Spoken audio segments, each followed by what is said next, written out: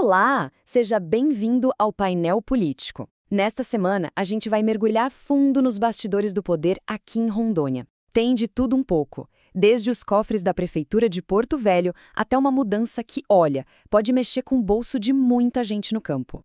E para começar, vamos direto ao ponto numa polêmica que está dando o que falar na capital. Um gasto milionário para um evento que dura só 2 dias. Como assim? E essa discussão toda, claro, passa pela Câmara Municipal. Lá, um novo presidente acabou de chegar e com um estilo de gestão, assim, bem diferente, já tomando umas medidas bem firmes. E da política da capital, a gente pula para a economia do estado todo. Vamos analisar uma nova lei que mexe com o que é, talvez, o principal motor de Rondônia, a pecuária. Bom, vamos entender isso tudo em detalhes. Nossa primeira parada, então, é na Prefeitura de Porto Velho para falar do evento Tecnogame. O nome já diz, né? É sobre tecnologia, jogos, mas a verdadeira polêmica não está no tema, e sim nos números. Pois é, estamos falando de 2 milhões de reais. Dinheiro público, para um evento que acontece num único fim de semana. É isso mesmo, dá 1 milhão de reais por dia. Um valor que, claro, faz todo mundo levantar a sobrancelha e começar a fazer perguntas. E olha que interessante quando a gente compara. Um evento parecido, em Manaus, teve o mesmíssimo custo total. Só que, quando se calcula o custo por pessoa, o de Porto Velho sai 50% mais caro. A grande pergunta que fica no ar é: o que é que justifica essa baita diferença? O centro de toda essa discussão é o seguinte: o evento, embora seja financiado com dinheiro público, tem um viés comercial privado bem claro, com venda de estandes e patrocínios. Essa mistura de público e privado, sabe, é algo que pode ser perigoso e, claro, já acendeu o alerta nos órgãos de fiscalização. Afinal, isso pode acabar sendo configurado como uso indevido de verba pública. E quem está de olho nesses gastos todos é justamente a Câmara Municipal, que, como eu disse, está passando por uma grande mudança de comando e de estilo. O novo presidente, Gedeão Negreiros, mal sentou na cadeira e já está mostrando a que veio. Ele é irmão do ex-presidente, Edwilson, mas está fazendo questão de se distanciar da gestão anterior. Parece que está saindo de cena um perfil considerado mais flexível, mais político, e entrando um estilo descrito como técnico, mais focado na letra fria da lei, sabe?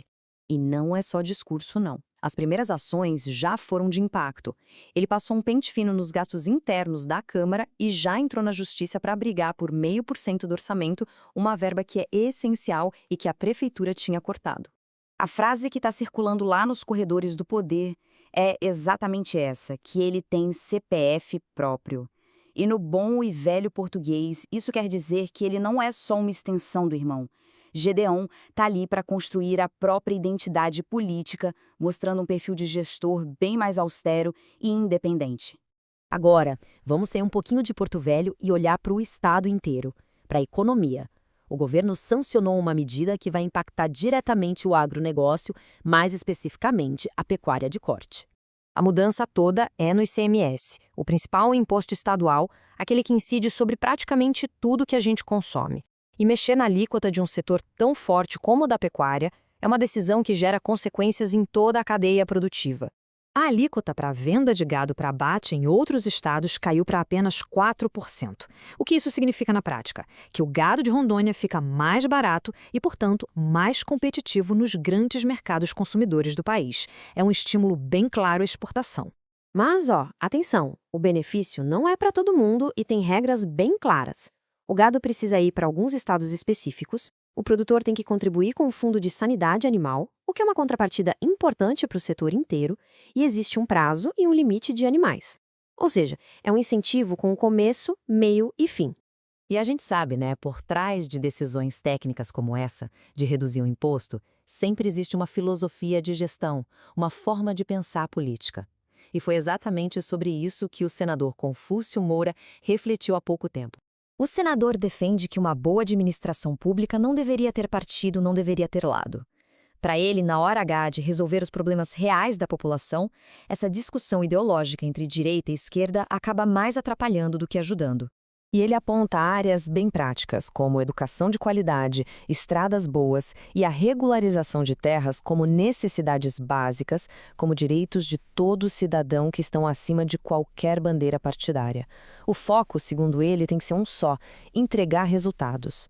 E aqui vem o ponto que talvez seja o mais interessante. Apesar de pregar essa gestão pragmática, o Confúcio não esconde qual é a sua posição pessoal. Ao se definir, ele mostra que é possível, sim, separar as convicções ideológicas do exercício de um cargo público. O recado parece ser: olha, eu tenho meu posicionamento, mas o meu governo é para todos. E é assim que o cenário político de Rondônia vai se desenhando. De um lado, uma lupa bem grande sobre os gastos públicos na capital. Do outro, uma nova dinâmica de poder na Câmara. E no nível estadual, incentivos econômicos e essa reflexão sobre o papel da ideologia na gestão.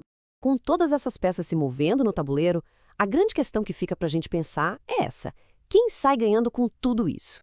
Vamos continuar de olho em cada um desses desdobramentos. A gente se vê na próxima.